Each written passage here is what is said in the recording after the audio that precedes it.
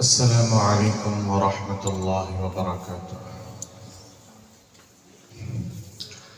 الحمد لله رب العالمين والصلاة والسلام على سيد المرسلين. أما بعد فقد قال الله تبارك وتعالى في القرآن المجيد: أعوذ بالله من الشيطان الرجيم. بسم الله الرحمن الرحيم. يا أيها الذين آمنوا اتقوا الله حق تقاته ولا تموتن إلا وأنتم مسلمون.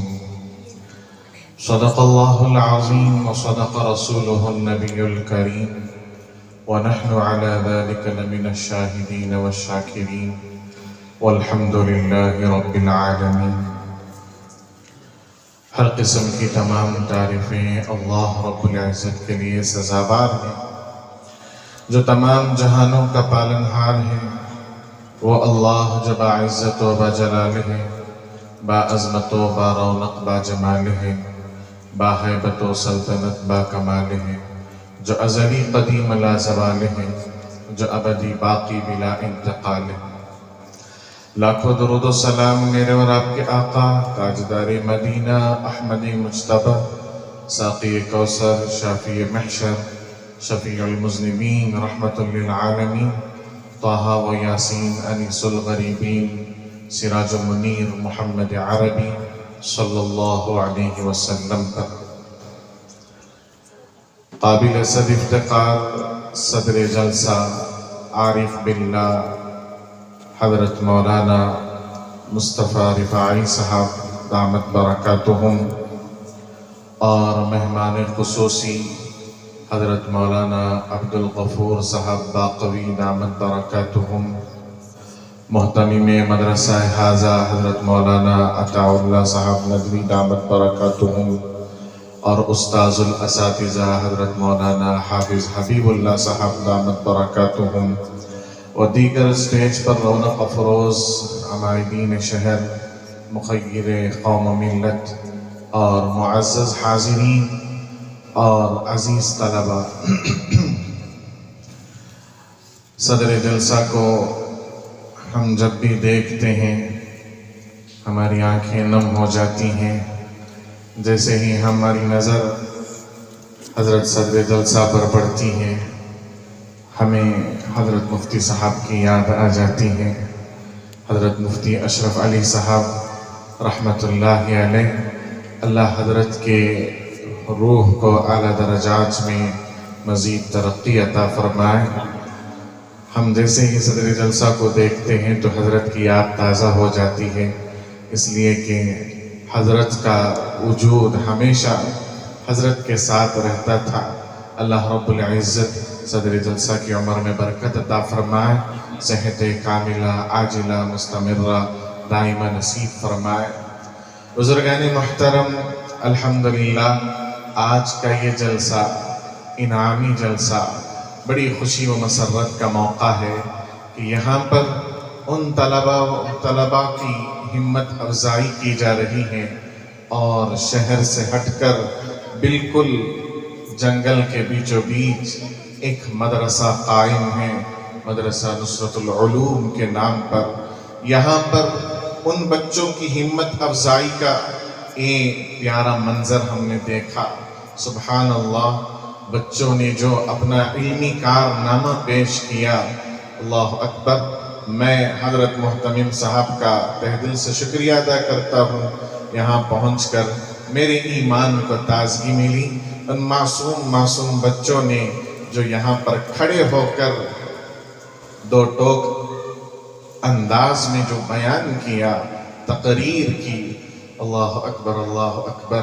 میرے دوستو، یہ معصوم بچے کھڑے ہو کر اتنی دیر تقریر کر رہے ہیں، اندازہ لگائیے آپ، ذرا سوچئے تو صحیح۔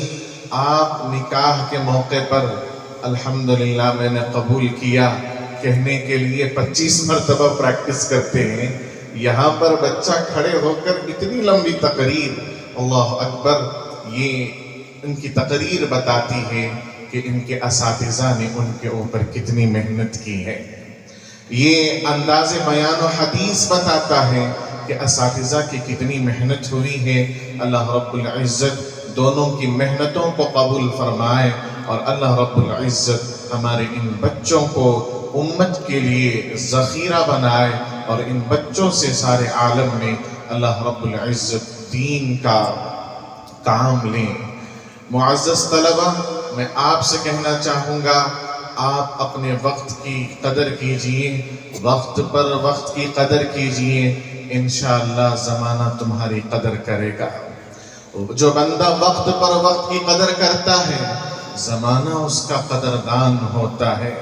بڑی بڑی گاڑیاں، بڑی بڑی کار آپ کا انتظار کر رہی ہیں، آپ کے آنے کا انتظار کر رہے ہیں، اور بڑے بڑے دسترخوان آپ کے انتظار میں ہیں، بس آپ کو محنت کرنے کی ضرورت ہے۔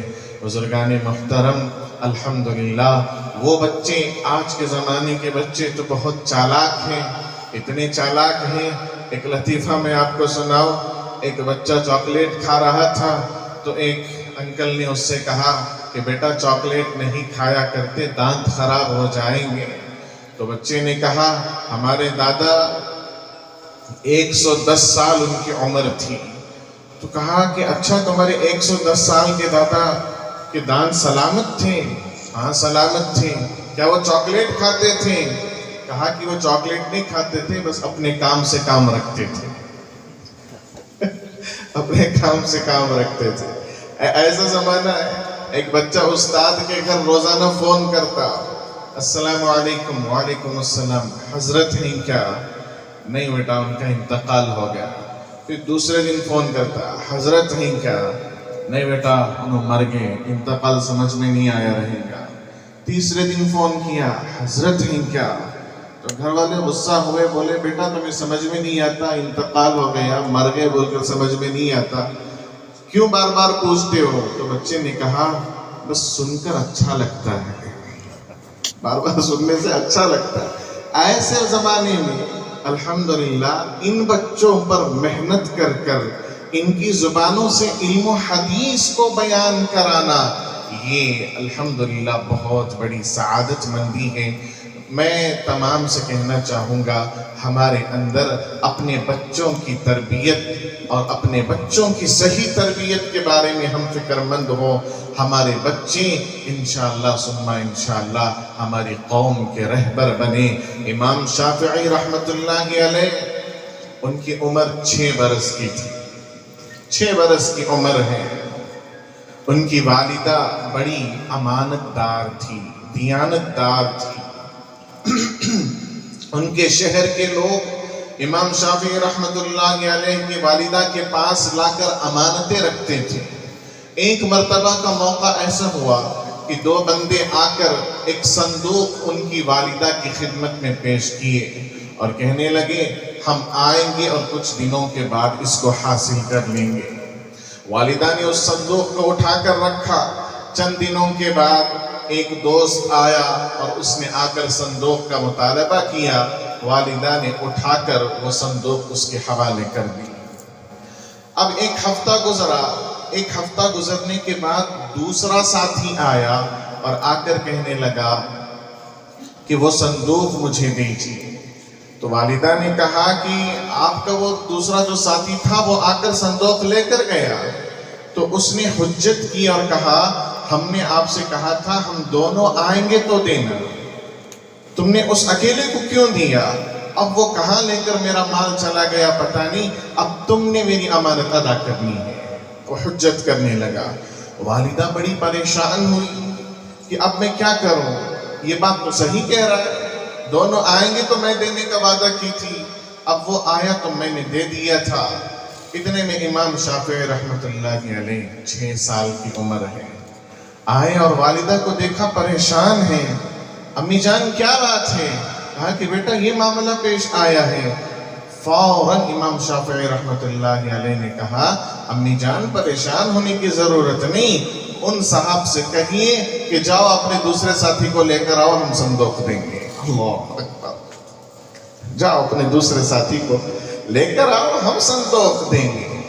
عزیز طلبہ 6 سال کی عمر تھی، اور ذہن دیکھو سینس آف ہیومر دیکھو. اور یہ انہیں کیسے حاصل ہوا تھا؟ اصحاب سے حاصل ہوا تھا، صحابہ سے حاصل ہوا تھا. اسلاف سے ہمیں حاصل ہو رہا ہے، اسلاف کو اصحاب سے حاصل ہوا تھا.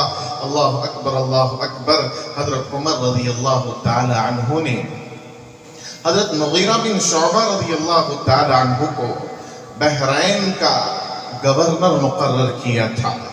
مغیرہ بن شعبہ رضی اللہ تعالی عنہ بہت ہی سخت تھے دین کے معاملے میں، اور وہاں کے کچھ بدمعاش قسم کے لوگوں کو یہ ہضم نہیں ہو رہا تھا. انہوں نے کچھ تدبیر اور پلان کرنا چاہا کہ کسی نہ کسی طریقے سے مغیرہ بن شعبہ کو ہٹا دیا جائے. مغیرہ بن شعبہ کو ہٹا دیا جائے، گورنری سے ہٹا دیا جائے. اور وہ پلان کرتے رہے. ایک بڑا بدمعاش تھا، اس نے پلان یہ کیا، اپنے ساتھیوں سے کہا کہ دیکھو ایک کام کرتے ہیں کہ ہم مل کر 1,00,000 درہم جمع کرتے ہیں. کتنے؟ 1,00,000 درہم جمع کرتے ہیں. وہ جمع کرنے کے بعد وہ درہم لے کر میں حضرت عمر کے پاس جاؤں گا اور جا کر کہوں گا کہ یا امیر المؤمنین، آپ نے کس کو گورنر بنا دیا ہے؟ یہ بندہ خدا بڑا دھوکے باز ہے، نعوذ باللہ. اس نے 1,00,000 درہم چوری کر کے بیت المال سے میرے پاس رکھوائے ہیں، اور میں آپ کا امین ہوں، میں امین ہوں، میں امانت دار ہوں. میں قوم کا نقصان کرنا نہیں چاہتا، اس لیے لے کر آیا ہوں. جب یہ معاملہ حضرت عمر سنیں گے تو ان کو فوراً گورنری سے معزول کر دیں گے اور انہیں سسپینڈ کر دیں گے. یہ کہہ کر وہ بندہ خدا 1,00,000 درہم جمع کر کے حضرت عمر رضی اللہ تعالیٰ عنہ کے دربار میں حاضر ہوا. حضرت عمر رضی اللہ تعالیٰ عنہ سے اس نے جا کر کہہ سنایا. حضرت عمر کو غصہ آیا، لیکن فوراً یاد آیا کہ ایک طرفہ بات سن کر کبھی فیصلہ نہیں کرنا چاہیے. حضرت عمر رضی اللہ تعالیٰ عنہ نے ان کو بلایا اور پوچھا، مغیرہ کیا بات ہے؟ میں تمہارے متعلق یہ سن رہا ہوں، یہ صاحب کہہ رہے ہیں کہ تم نے ان کے پاس 1,00,000 درہم رکھوائے ہیں. 1,00,000 درہم رکھوائے ہیں، کیا بات ہے؟ حضرت مغیرہ بن شعبہ رضی اللہ تعالیٰ عنہ فوراً سمجھ گئے کہ کیا بات ہے. حضرت مغیرہ بن شعبہ رضی اللہ تعالیٰ عنہ نے اپنا سر جھکایا اور کہا، یا امیر المؤمنین، میں معذرت چاہتا ہوں، مجھ سے غلطی ہو گئی. یا امیر المؤمنین، میں معذرت چاہتا ہوں، مجھ سے غلطی ہو گئی. کہا، کیسے غلطی ہوئی؟ کیوں ایسا تم نے کیا؟ کہا کہ یا امیر المؤمنین، میرے بھی بیوی بچے ہیں، میرا بھی پیٹ ہے، تو مجھے ایسا کرنا پڑا. حضرت امیر المؤمنین کو غصہ آ رہا تھا. اسی وقت حضرت مغیرہ بن شعبہ رضی اللہ تعالیٰ عنہ نے کہا، یا امیر المؤمنین، میں مانتا ہوں کہ مجھ سے غلطی ہوئی ہے، لیکن یہ صاحب نے بھی ایک غلطی کی ہے.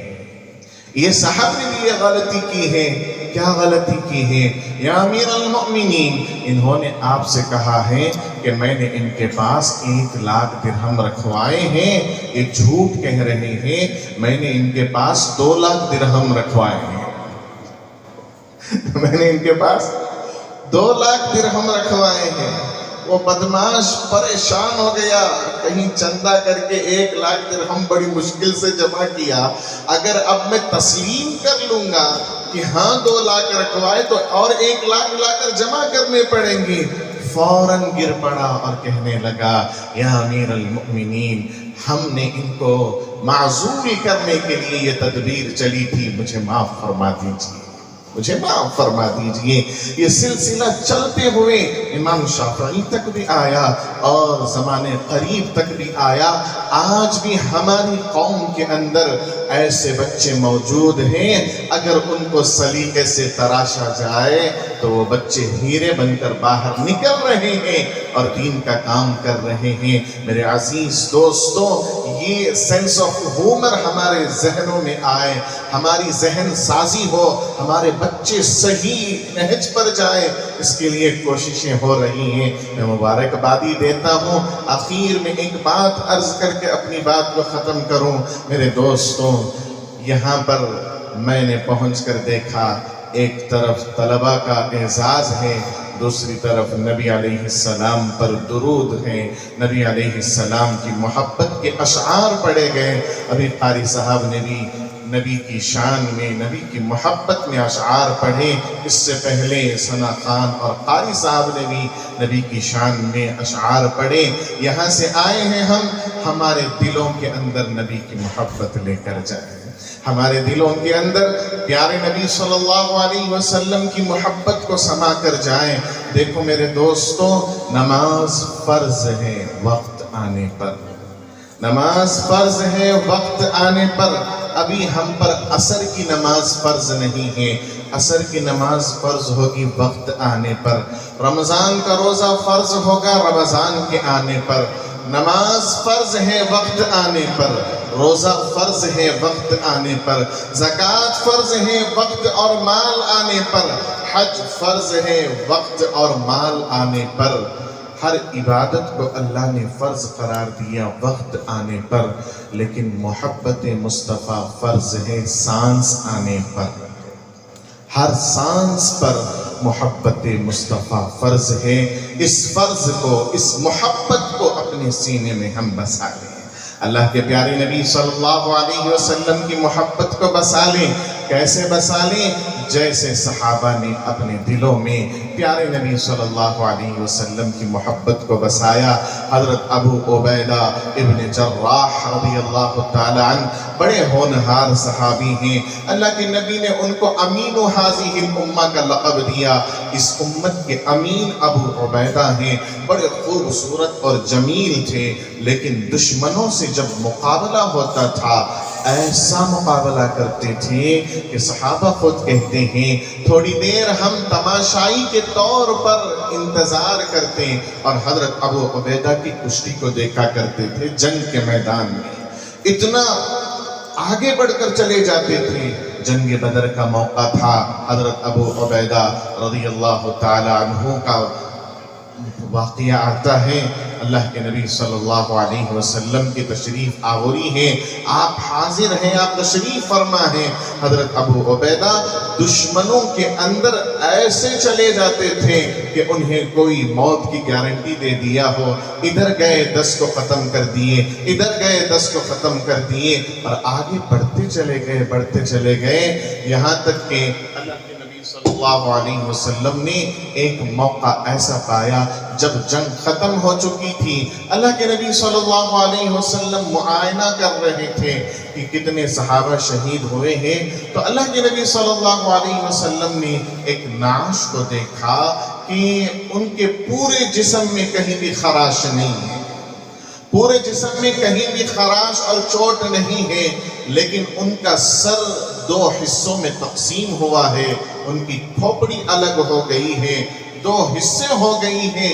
اللہ کے نبی صلی اللہ علیہ وسلم نے پوچھا کہ اس کو کس نے قتل کیا کہ پورے جسم میں کہیں چوٹ نہیں ہے اور یہاں پر اتنی بڑی اور سر پر چوٹ لگی ہے اور سر 2 حصوں میں تقسیم ہو گیا ہے۔ کہا ابو عبیدہ نے اس کو قتل کیا ہے۔ حضرت ابو عبیدہ کو بلایا اور اللہ کے نبی صلی اللہ علیہ وسلم نے تعریف کی اور کہا ابو عبیدہ تم نے بڑا بہترین کام کیا ہے کہ اس کافر کو نہ جسم میں کہیں پر چوٹ لگی نہ خراش ہے، بس ایک ہی مار میں کام تمام کر دیا۔ کہا کہ ہاں یا رسول اللہ، دراصل بات یہ ہے کہ ایک طریقہ، ایک ٹیکنک ایسی ہے، اگر سر پر مارا جائے تو اس حصے پر مارنے سے سر 2 ٹکڑے ہو جاتا ہے اور آدمی اسی وقت جہنم رسید ہو جاتا ہے۔ اللہ کے نبی صلی اللہ علیہ وسلم نے ان کے اس ہنر کی تعریف کی اور ان کو شاباشی دی۔ اس وقت حضرت ابو عبیدہ نے کہا یا رسول اللہ، آپ نے میرے ظاہری ٹیکنک اور ظاہری بات کی آپ نے تعریف بیان فرمائی ہے، میں چاہتا ہوں آپ میرے ایمان کی بھی تعریف کریں۔ اور انہوں نے جھک کر وہ جو دو سر الگ ہوئے تھے، سر کے دو ٹکڑے جو ہوئے تھے، اس کو جوڑ کر نبی علیہ السلام کی طرف چہرہ موڑ کر دکھایا۔ اللہ کے نبی صلی اللہ علیہ وسلم نے اپنا چہرہ موڑ کر کہا، ابو عبیدہ تم نے یہ کیا کیا؟ یہ تو تمہارا باپ تھا، یہ تو تمہارا باپ تھا۔ اللہ اکبر، اللہ اکبر۔ میرے دوستوں، صحابہ کی جماعت وہ جماعت تھی۔ حضرت ابو عبیدہ نے کہا، یا رسول اللہ، جنگ کے میدان میں میرا باپ دشمنوں کی طرف سے آیا تھا، وہ آ کر للکارتا رہا، کبھی پیر پر ہاتھ مارتا اور کہتا کہ دم ہے تو مجھ سے لڑ کر دکھاؤ، طاقت ہے تو مجھ سے لڑ کر دکھاؤ۔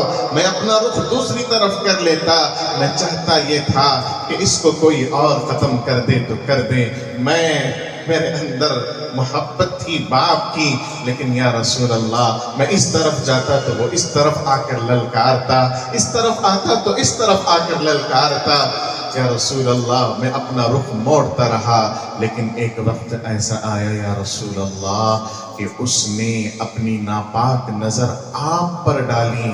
میں نے کہا کہ باپ اپنی جگہ ہے، لیکن یہاں پر میرے نبی کی محبت اولا ہے۔ میں آگے بڑھا اور سب سے پہلے اپنے باپ کو قتل کر دیا۔ اللہ اکبر۔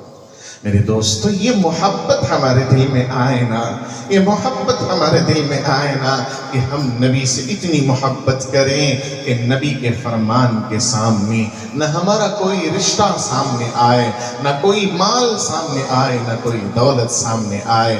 بس الحمدللہ میں مبارکباد دیتے ہوئے کہ یہاں اس جنگل کے درمیان ایک منگل کا ماحول ہے، میں مفتی عطا اللہ صاحب ندوی دامت برکاتہم کو مبارکبادی دیتے ہوئے اور انتظامیہ کا شکریہ ادا کرتے ہوئے اپنی بات کو ختم کرتا ہوں، اور میرے کرم فرما مشفق و مربی صدر محترم اور حضرتوں سے گزارش کرتا ہوں آپ میری اصلاح فرمائیں۔ السلام علیکم ورحمۃ اللہ وبرکاتہ۔